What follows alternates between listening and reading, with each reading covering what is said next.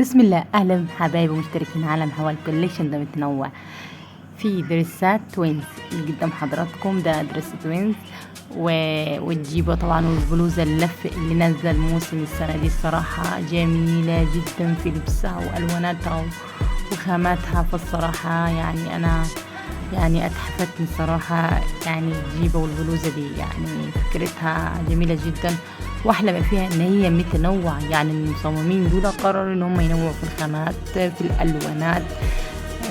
بتنقل في اللبس كده، يعني حاجة حلوة. شايفين المنظر؟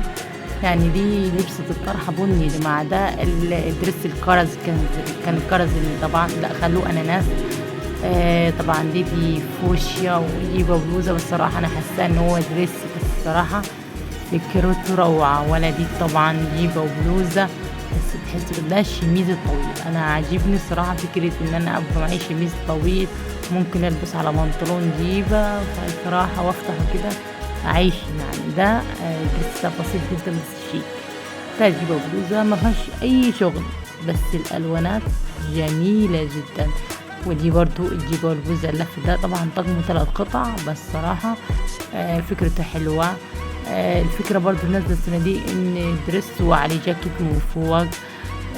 فكرة البنطلونات نزلت، البنطلونات الواسعة طبعا الجينز السنة دي برضو معانا.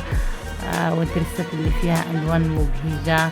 انا حبيت اجيب لكم يعني كم يعني لون كده من الالوان. الصراحة البلوزة دي عجبتني، لفتت نظري فكرتها وتصميمها وتنوع لبسي، فحبيت اقدمها لكم.